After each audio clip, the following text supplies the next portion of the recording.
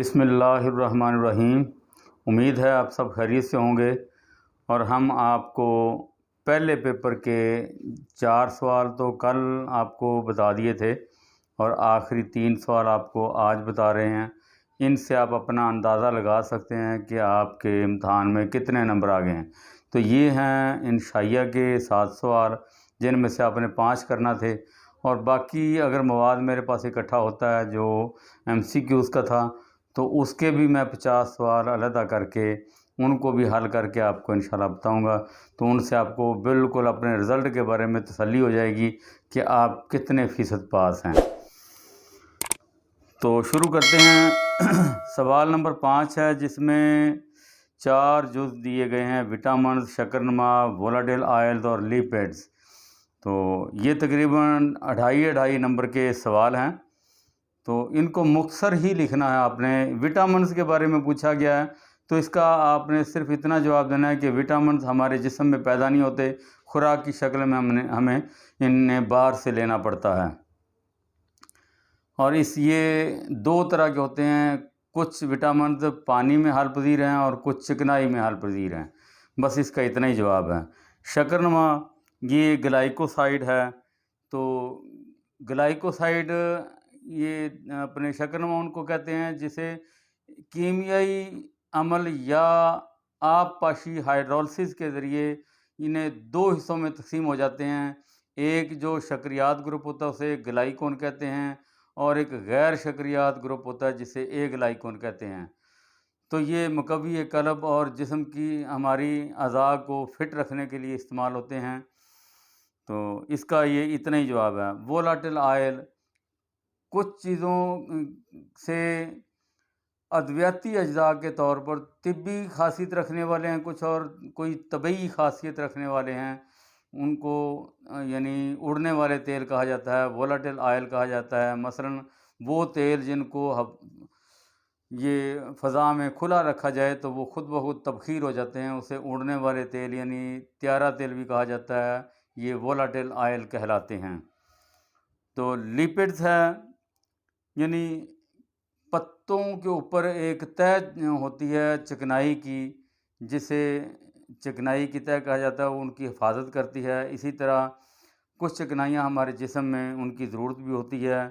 موم یعنی ویکسز، ایک چکنائی کولیسٹرول ہوتی ہے جو اگر زیادہ ہو جائے اس کی مقدار تو وہ دل کی بیماریاں پیدا کرنے کا کام کرتی ہے۔ تو یہ ہمارے جسم کا حصہ بھی ہیں۔ کچھ چکنائیوں کی ہمیں ضرورت ہوتی ہے اور کچھ ہمارے جسم میں زیادہ ہوتی ہیں۔ تو یہ لیپڈز ہیں۔ سوال نمبر 5 آپ کا ختم ہو گیا۔ اب سوال نمبر 6 ہے، جس میں پھر 4 چیزیں پوچھی گئی ہیں: دار چینی، افیون، ڈیجیٹلز اور شکریات۔ دار چینی یہ مسالہ جات میں استعمال ہونے والی ہے، بطور مسالہ جات استعمال ہوتی ہے، ہاضمے کا کام کرتی ہے، اور یہ اینٹی سیپٹک ہوتی ہے۔ اس کا نباتاتی سرچمہ سینامن لوریری ہے، اور یہ مقامی مسکن کا کام بھی کرتی ہے۔ تو آگے ہے افیون، اس کا نباتاتی سرچشمہ ہے پیپاور سومنیفیرم۔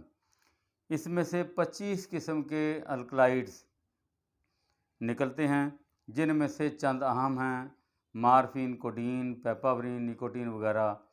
تو یہ ادویات کے طور پر کام دیتی ہیں، کچھ مسکن ہیں، کچھ درد دور کرتی ہیں، اور کچھ پیٹ کی بیماریوں میں بھی کام آتی ہیں۔ اس کا اتنا ہی جواب دینا ہے۔ ڈیجیٹلز یہ ایک شکرنما کا ہی حصہ ہے، گلائکوسائڈ اسے کہتے ہیں۔ ڈیجیٹلز پرپیورا اس کا نباتاتی سرچشمہ ہے، اور یہ مقوی قلب ہوتی ہے اور شریانوں کو کھولتی ہے، اور یہ پیشاب آور کے طور بھی استعمال کی جاتی ہے۔ تو اس کے بعد ہے شکریات، یعنی شکریات اسے کاربوہائیڈریٹس کہتے ہیں۔ یہ 2 طرح کے سوال ہوتے ہیں، ایک تو اس کی خاصیت کے بارے میں بتایا جاتا ہے جسے کاربوہائیڈریٹس کہا جاتا ہے، یہ اس گروپ میں آ جاتا ہے جہاں پر یہ فارماکوگنوسی کی ہے۔ دوسری ادویات کے بارے میں بتایا جاتا ہے، اور یہ شکریات جو اکیلا پوچھا گیا تو یہ اس کے استعمال کے بارے میں پوچھا گیا ہے، کیونکہ گندم اور مکئی کے آٹے سے یہ ادویات میں گولیوں کو ان کا وزن بڑھانے کے لیے یہ کام آتی ہیں۔ تو یہ شکریات وہاں پر استعمال کی جاتی ہیں، یعنی گولیوں میں اصل دوا تو کم ہوتی ہے، لیکن ان کا مناسب وزن بنانے کے لیے، مناسب سائز بنانے کے لیے ان میں نشاستہ ڈالنا پڑتا ہے، جسے شکریات کہتے ہیں، اور اس میں سے کچھ شوگر کوٹڈ کے طور پر بھی استعمال ہوتی ہیں۔ تو ان کا استعمال صرف ادویات کے بنانے میں کام آتا ہے۔ آپ کو اتنا ہی اس میں سے جواب دینا تھا۔ تو یہ آپ کا چھٹا سوال بھی پورا ہو گیا۔ سوال نمبر 7 ہے اور اس کے 3 جز بنا کے دیے انہوں نے۔ یہ تقریباً 3.5 نمبر کے سوال ہیں۔ پہلے ہے نسخہ کے حصے بیان کریں۔ تو نسخہ کے تقریباً 7 حصے ہوتے ہیں۔ پہلے نمبر پر مریض کا نام، اس کی عمر اور جنس لکھی جاتی ہے۔ دوسرے نمبر پر اگر اس کو نشہ آور ادویات دی گئی ہیں تو اس کا پتہ لکھنا بھی ضروری ہے۔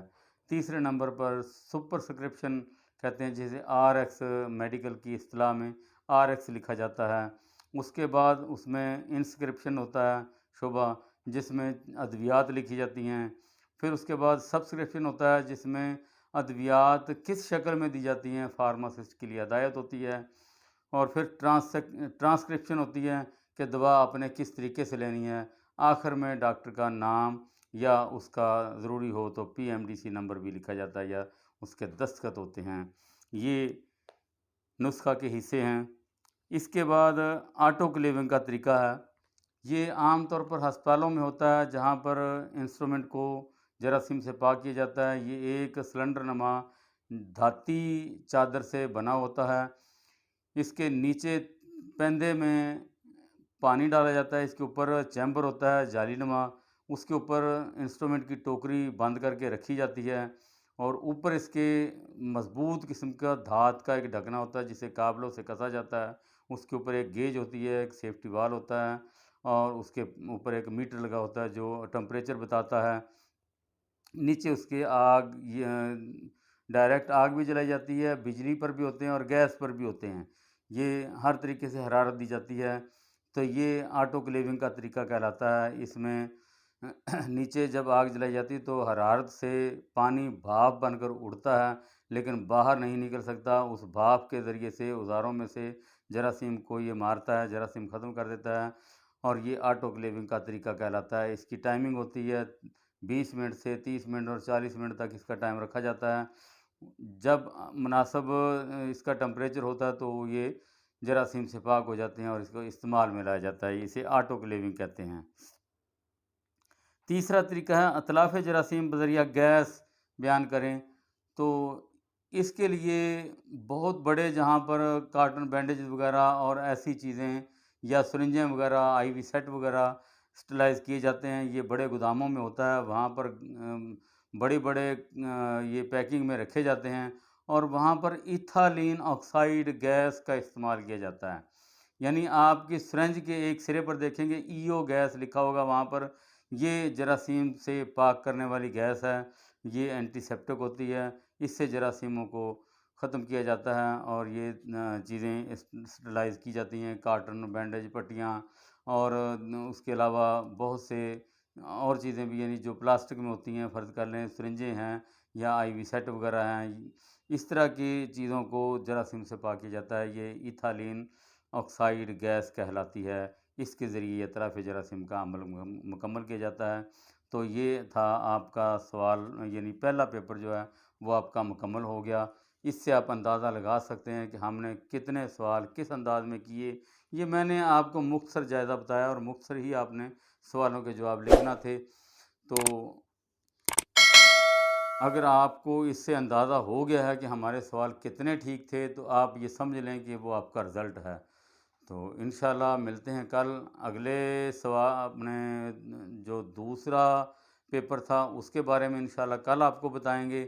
اسی طرح 2 حصوں میں بتائیں گے، پھر آپ اپنا اندازہ لگا سکیں گے۔ تو مہربانی ہوگی آپ اس کو سن کر پورا اندازہ لگائیں کہ سوال ہمارے درست تھے یا غلط تھے۔ والسلام۔